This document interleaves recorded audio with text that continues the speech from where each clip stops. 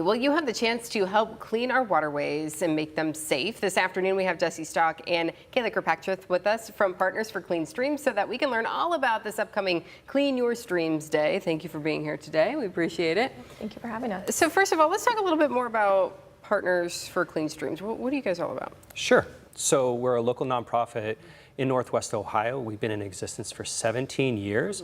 Our primary mission is dealing with environmental issues around water. Water being in the Maumee, in the tributaries that feed into the Maumee, and ultimately into Lake Erie and beyond. So there are three pillars of our work. First being debris pickup, and that's what we're here today to talk about. But we also have education outreach and prevention programs. We also have a citizen action worker program, which is around the citizen science that helps us understand what is the quality of our water. Okay. And I feel like in the last decade, water and protecting our water and clean water, you know, that's really been on the forefront, you know, given what happened here in the city 10 years ago. So we've got events where people can play a role in keeping our water clean and safe, and that is coming up in just a few days on Saturday. What's happening on Saturday? Yeah, so this Saturday we're hosting our 28th annual Clean Your Streams Day. So volunteers can come out, and we have 8 different kickoffs that they can participate in. So we have a few in Toledo. We also have some out in Oak Openings, as well as some in Perrysburg and Oregon. We call it basically a cleanup blitz. So volunteers come out for a couple hours on Saturday morning, and they clean up different sites around the area.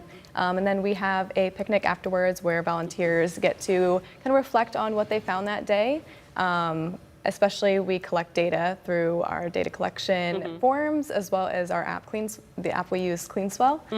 So this is a great opportunity for us to be able to reflect both as a community, but also be able to use that data to support policy changes as well. Yeah, I mean, you've been doing this almost 30 years, so what are some of the things you guys are finding during these cleanups? Yeah, so back when we first started 28 years ago, we were finding a lot of illegal dumping, so tires, everything, including the kitchen sink. Now, probably the last 5 to 10 years, we've been noticing a lot more single-use plastics, which if you look at the side of the road, you're probably able to see that kind of as a visual.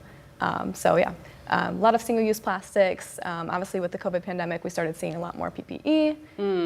And so it also really depends on the site.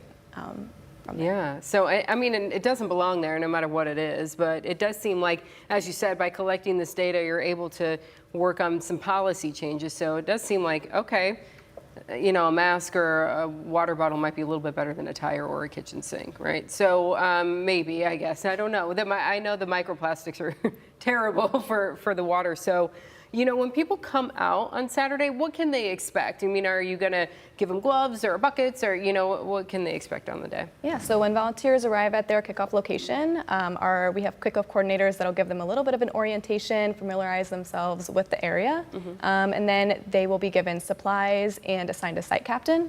That site captain will be able to talk them all the way through how to collect data and how to safely manage their cleanup site.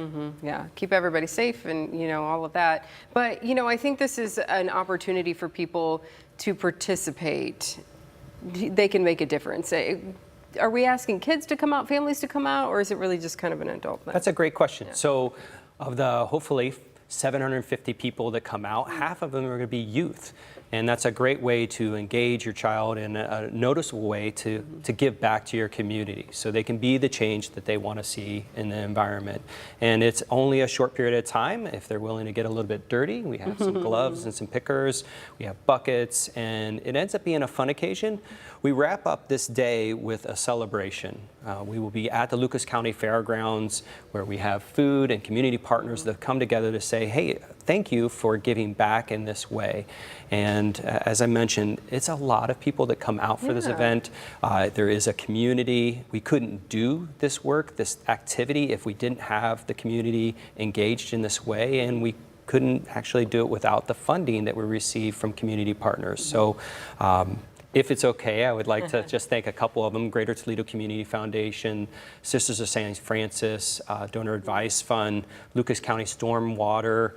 I'm forgetting some, City of Toledo. Somebody will be mad at you. Yes, but this work is supported year-round. It's not just this particular day that is important to us. So if perchance this weekend doesn't work for you, we do cleanup events all Okay. year around. So ultimately, all the person needs to do is reach out to Partners of Clean Streams for this particular occasion, or going forward if you want to make a noticeable difference and you're willing to bend down and pick up something that gets Yeah. disregarded. Sometimes it intentionally or unintentionally just blows away from a recycling bin. We are there to help the community make an immediate impact. Yes, absolutely, and you can be involved in this. So again, Saturday, a lot of different areas might be close to your home or wherever you are.